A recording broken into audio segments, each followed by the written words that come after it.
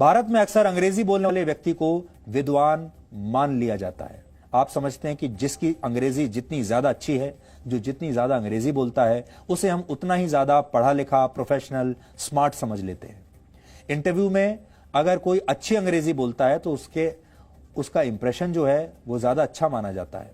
हिंदी बोलने वाले लोगों को थोड़ा पिछड़ा हुआ माना जाता है, और अगर कोई व्यक्ति संस्कृत भाषा में बोलने लगे तो हमारे समाज के कुछ लोग उन्हें कट्टर हिंदूवादी मानने लगेंगे और इसे भी धार्मिक आधार पर बांट देंगे।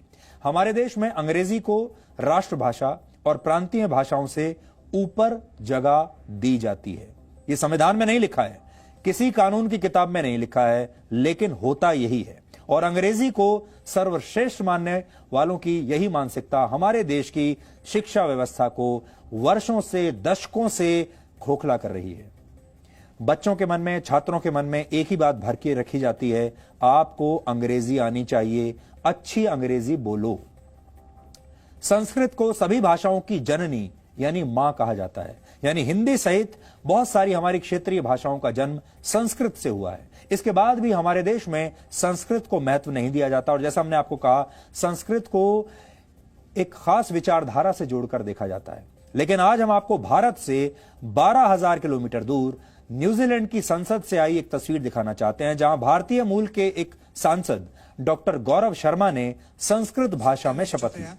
33 वर्ष के गौरव शर्मा हिमाचल प्रदेश के हमीरपुर जिले से हैं। वो न्यूजीलैंड की संसद के सबसे युवा सांसदों में से एक हैं, और आज जब उन्होंने शपथ ली तो संस्कृत में ली। कैसे ली, आप देखिए। गौरव शर्मा न्यूजीलैंड की हैमिल्टन वेस्ट सीट से चुने गए हैं, और उन्होंने पहले न्यूजीलैंड की मूल भाषा में शपथ ली, उसके बाद संस्कृत में शपथ ली। गौरव शर्मा के मुताबिक भारत से बाहर संस्कृत में शपथ लेने वाले वो पूरी दुनिया में दूसरे व्यक्ति हैं, और उनसे पहले सूरीनाम के राष्ट्रपति ने भी संस्कृत में ही शपथ ली थी जब वो राष्ट्रपति बने थे। गौरव शर्मा से ट्विटर पर एक व्यक्ति ने पूछा कि उन्होंने शपथ हिंदी भाषा में क्यों नहीं ली। इस पर गौरव शर्मा ने जवाब दिया कि उन्होंने अपनी पहली भाषा पहाड़ी या पंजाबी में शपथ लेने पर विचार किया था, लेकिन सभी को खुश रखना मुश्किल है। संस्कृत से सभी भारतीय भाषाओं का आदर होता है, इनमें वो भाषाएं भी शामिल हैं जो उन्हें बोलनी नहीं आती, इसलिए उन्होंने संस्कृत को चुना।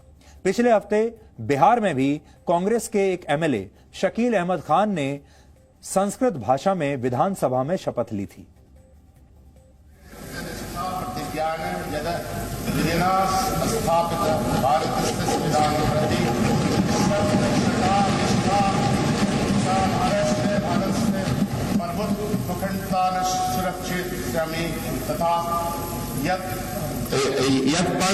ग्रह तुमील तथा तस कत्यामिनी सदा पूर्वक निर्वक्ष्यामि।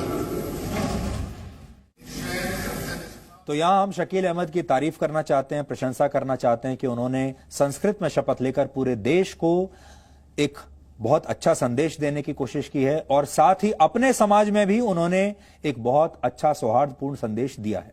संस्कृत के संस्कार की एक और तस्वीर कुछ दिन पहले दक्षिण अमेरिका के एक देश सूरीनाम से आई थी। वहां भारतीय मूल के चंद्रिका प्रसाद संतोखी इसी साल जुलाई में सूरीनाम के राष्ट्रपति चुने गए थे, और उन्होंने भी अपनी शपथ संस्कृत में ही ली थी। संस्कृत से ही भारत की दूसरी भाषाओं के साथ साथ महान विचारों की भी शुरुआत हुई है। उदाहरण के लिए अहिंसा एक संस्कृत का शब्द है। संस्कृत में कहा जाता है अहिंसा परमो धर्म, यानी अहिंसा ही सबसे बड़ा धर्म है। महात्मा गांधी ने अहिंसा की मदद से ही अंग्रेजों को भारत छोड़ने पर मजबूर किया था। प्राचीन भारत में विद्वान संस्कृत भाषा का प्रयोग करते थे, और इसे देव भाषा यानी देवताओं की भाषा कहा जाता है। हिंदू धर्म के साथ साथ बौद्ध और जैन धर्म में भी संस्कृत को विद्वानों की भाषा समझा गया है।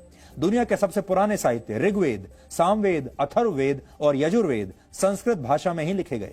वर्ष 2001 में देश के 14,000 से ज्यादा लोग संस्कृत को अपनी मातृभाषा मानते थे।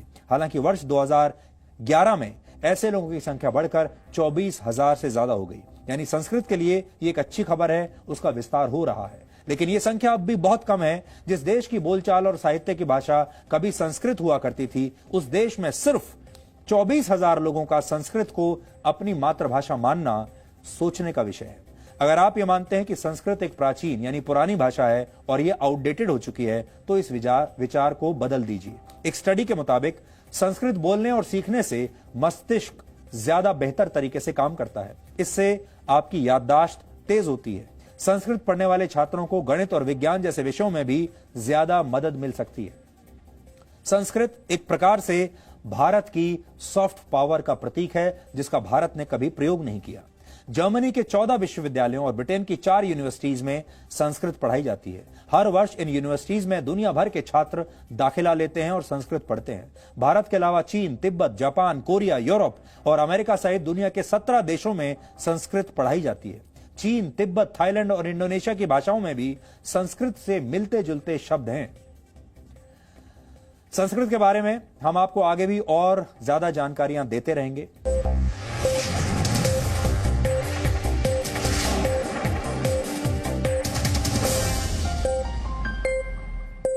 Presenting B News app, available on Google Play and App Store. Download it now.